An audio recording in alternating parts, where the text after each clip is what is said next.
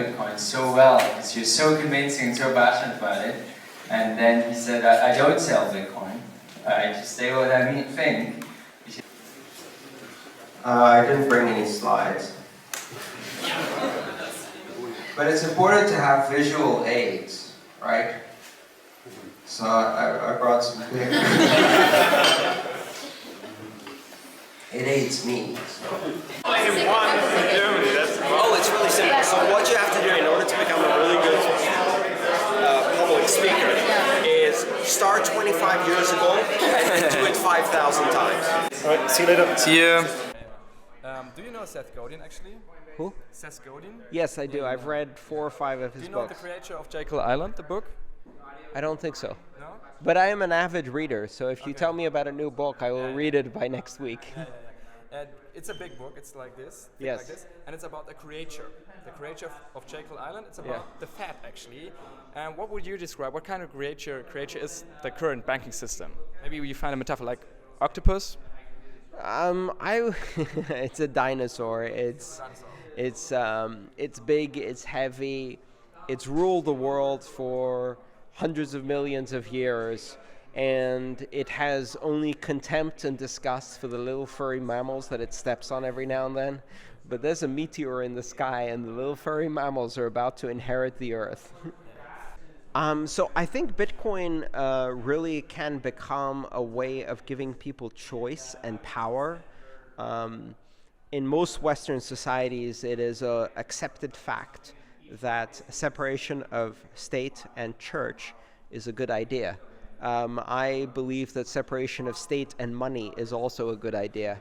And Bitcoin introduces the option of people having control over their own money, just like they have control over their own religious expression. And also being able to connect with other people around the world who have the same opinion as them, and trade financially, and also use other platforms. Our world is going from organization by hierarchy to organization by network. And my target audience is people who don't have power. Do you like humans? Or what do you like about humans? I classify myself as a humanist, so I definitely, I do like humans. I like the creativity and surprise that everyone can bring. Playmobil or Lego? Oh, definitely Lego. That was the essence of my talk.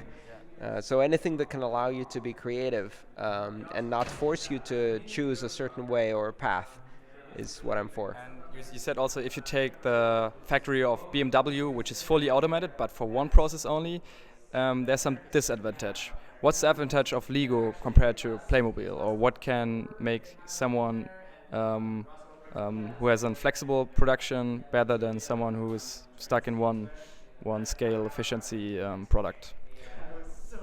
It's not a universal truth. It's not a matter that specialized, efficient things are worse than things that are general. For some things, efficiency and specialization is great. For other things, it's not so great. So I think if specialization is something that naturally emerges from market forces and it offers good solutions for everybody, that's great. But if it's something that's imposed on everybody, then I think it's a bad thing. When it comes to network-centric organization of people and societies, things that are more general and that can support a broad variety of applications that harness the creative potential and ignite the creative potential of people, I think work better as social means of integration. But that doesn't mean that I don't appreciate the fact that manufacturing things with specialized sequence machines means that millions of people can afford to have, a washing machine or a scooter for transportation. That's an empowering technology in itself. If you compare big ideas in the history of the world of humanity, like Copernicus or stuff, how big is Bitcoin and this technology?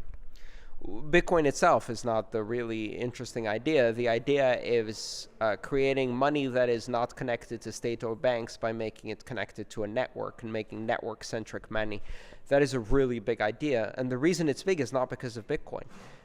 It's because money is one of the oldest technologies we have. Money is overdue for disruptive evolution.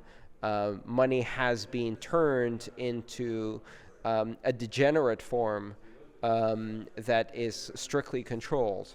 And Bitcoin, just because of the way it works, kind of blows a hole in the wall and allows people to reignite their creativity.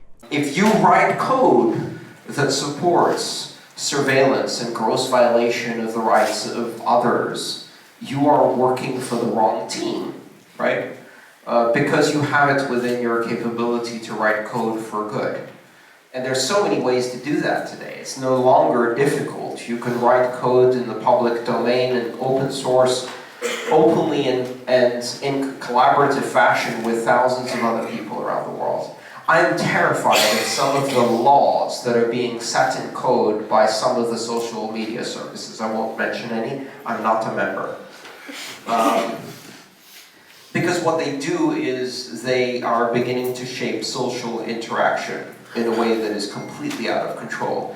And so code has an ethical responsibility because in the end code is speech. And it is one of the most political forms of speech because it is hugely inspiring and empowering. And choose what you say in code, because one day your code may be running on millions of systems and be used by billions of people. And if you gave them a bit of power, then you've empowered billions. And if you took away a bit of privacy, then you've enslaved billions. And there are very few domains in our world where an individual can have that kind of power. So yes, I believe the ethical responsibilities you have as a coder are very high. To me, freedom is the most important thing. As a humanist, to me, the only thing that matters is human rights. So self-expression, self-determination, freedom of conscience are really important values. And we live in a world that is not only not as free as it could be, but in many ways is getting less free over time. Even though it's getting more connected and you have more expression, in many ways our world is getting less free over time. And I hope that we can reverse that trend. Thank you so much for the interview and good luck. Did you know